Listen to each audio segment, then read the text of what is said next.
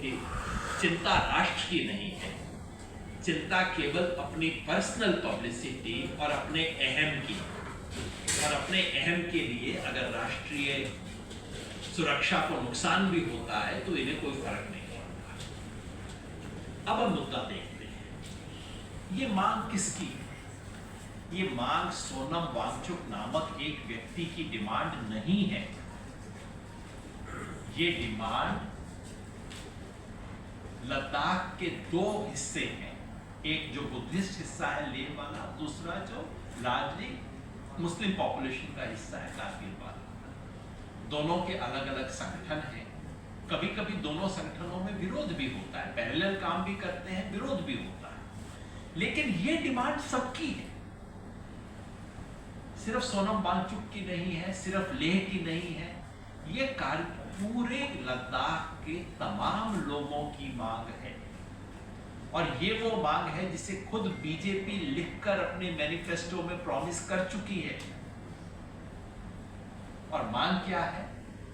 मांग है कि हमें, जैसे इस देश का बाकी सब हिस्से में लोग अपने आप पे राज करते हैं, अपनी सरकार चुनते हैं, अपने तरीके से राज करते हैं, वो अधिकार हमें दिया जाए।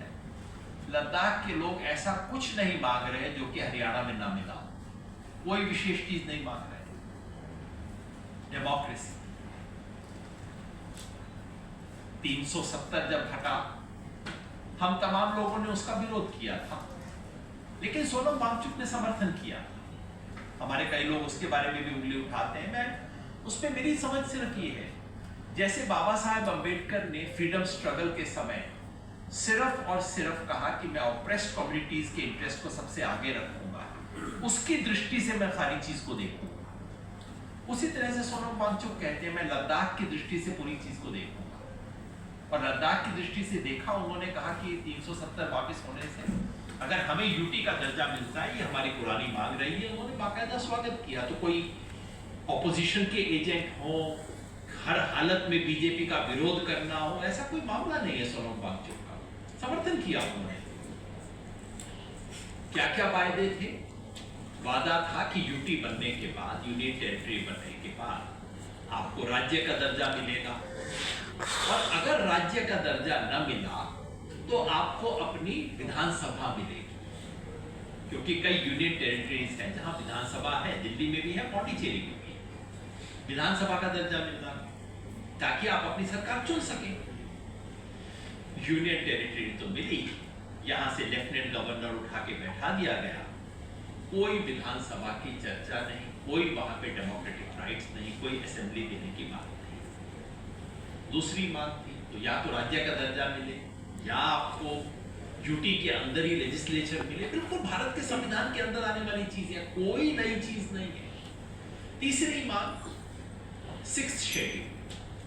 6th शेड्यूल देश के उन इलाकों में होता है जहां आदिवासी पॉपुलेशन हो और उनको अपनी ऑटोनोमस काउंसिल बनाने का अधिकार होता है, ताकि काफी सारे स्थानीय फैसले, प्रॉपर्टी से रिलेटेड, लोकल कस्टम से रिलेटेड, वो तमाम फैसले वो खुद ले सकते हैं।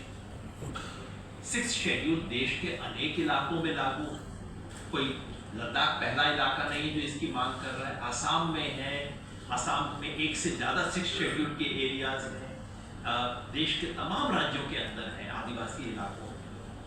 वो इसकी मांग क्यों कर रहे थे? क्योंकि 6th शेड्यूल होने से लद्दाख में सिर्फ एक नहीं, 6 या 8 अलग अलग आदिवासी इलाके हैं।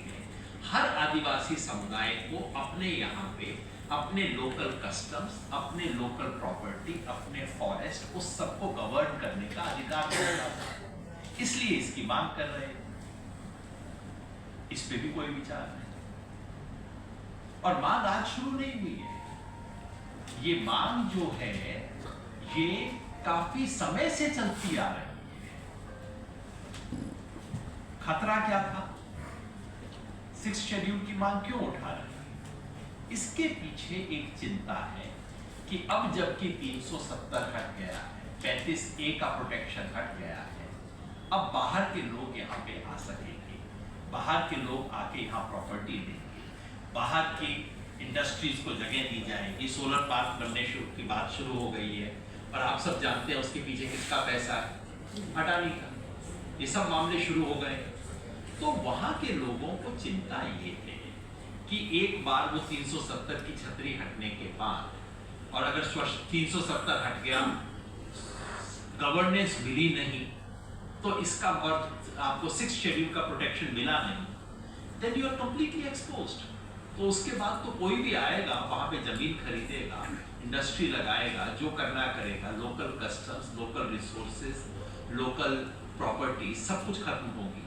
उसको बचाने का संघर्ष जो देश के तमाम इलाकों में हुआ है, वो करने की बजाय, और जैसे मैंने कहा, ये बात आज होनी शुरू नहीं हुई है, 5 साल, जब तो 6 साल से लगातार ये मांग उठ रही है। पिछले साल 1000 किलोमीटर की पैदल यात्रा करके वो लोग दिल्ली आए। छोटी बात नहीं, 1000 किलोमीटर लेह से चलते हुए यहाँ दिल्ली तक आए, और सरकार ने उनका स्वागत क्या किया, 144 लगा दिया, कुछ लोगों को उठा के अंदर कर दिया, उनको एक तरह से वो जो यहाँ का लोकल लद्दाख हाउस है उसमें एक तरह से उनको कैद करके रख दिया।